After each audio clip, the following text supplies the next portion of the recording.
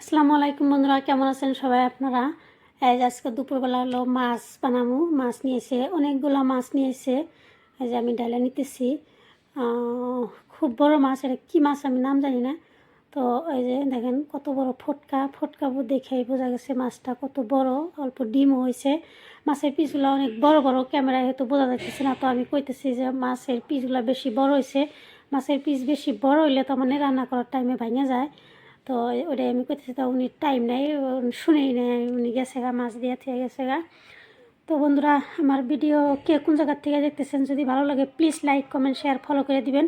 আর যারা ইউটিউব থেকে দেখতেছেন তারা লাইক কমেন্ট শেয়ার সাবস্ক্রাইব করে দিবেন। আমার সবটুকাই লাগবো না, যতটুকু লাগবো মাছ আমি ততটুকু নিয়ে নিছি। আর এই যে 3টা ফুটকা আসলো, যেটা সবচেয়ে বড় ফুটকা ওটা বড় মাছটারই ছিল। আর ওই 2টা বাকি মাছের ছিল মনে হয়, নিয়ে আসে আমার জন্য। মরিচ বাইটা নিছি, পেঁয়াজ কাটা নিছি, কাঁচামরিচ ওটা আমি তরকারিতে দিব না, ওটা অন্য একটা ভাজি করবো। তো আমার কিছু বন্ধু আছে আমার ভিডিও দেখে মেসেঞ্জারে কমেন্ট করে। বন্ধু আপনাকেও কইতেছি, আপনারা মেসেঞ্জারে কমেন্ট করেন না, আমার ভিডিও ফেসবুকে দেখে ফেসবুকে কমেন্ট করবেন, আমি রিপ্লাই দিব সুন্দর করে। আর বন্ধুরা অবশ্য ভালো ভালো কমেন্টই করে, কিন্তু মেসেঞ্জারে কমেন্ট করে বন্ধুরা তো কোনো লাভ নাই। কেউ আপনারা জবাব দিব না, খালি আমি না, কেউ দিব না।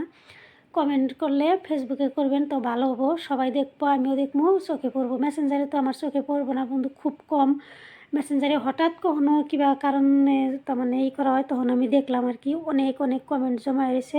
তো বন্ধুরা ফেসবুকে কমেন্ট করবেন, তাহলে ভালো হবো, ভালো লাগবো, আপনারও লাভ হবো আমারও লাভ হবো। লাভ মানে আপনি কমেন্ট করলেন, আমি রিপ্লাই দিলাম, ভালো লাগলো। মেসেঞ্জারে তো আমি কখনো ওটা আমি খেয়ালই করি নাই, করবো না, আর আমার টাইম নাই। তো এই যে আমি মশলা ভালোভাবে কষাই নিছি, তারপরে হলো আমি মাছ দিয়ে দিছি, অল্প পরিমাণের মাছ। বন্ধুরা মাছের পিছনে অনেক বড় বড়, আমি ভাবতেছি এই তো ভাঙিয়া যাবো, মনে হয় ভাঙিয়া যাবো। এই যে একদম লাহে লাহে আমি মাছটা কষিয়ে নিতেছি। এই যে আমার মাছটা কষানো হয়ে গেছে, আমি আর একটু পরে ঝোল দিয়ে দিব আর কি। এই যে আমার জিরার গুঁড়া, যখন আমি মরিচ মশলা কষাইছি তখন দিবার আমি ভুলে গেছিলাম, এখন জিরার গুঁড়া দিছি। পরেও একটু জিরার গুঁড়া দিব, যখন হয়ে যাব তখন আমি এখন ঝোল দিয়ে দিব আর কি। এই যে সর্দি আমার শরীরে বেশি ভালো নাই, এখনও পর্যন্ত আমি পুরোপূর্ণ ঠিক হই নাই। রান্নাবান্না করতেছি, তারপরেও আমার ভালো না লাগলে কেউ, আরও তো মানুষ আছে তারা তো খাইব। জীবন তো জীবনের গতিতে চলবো, কাজ কাম সব করাই লাগবো। এই যে একটু ডিম আছিল, আমি ওই ডিমটাও দিয়ে দিছি। ডিম আমি মাছে দেই না, আমার তরকারিটা, মাছের তরকারিতে ডিম দিলে আমার ভালো লাগে না, কেমন যেন। ডিম দিয়ে আমি বেশিরভাগ বড়া বানাইয়া খাই। এখন আরও ভালো হবো, ঠান্ডার দিন ধনিয়া পাতা সনিয়া পাতা সব আছে।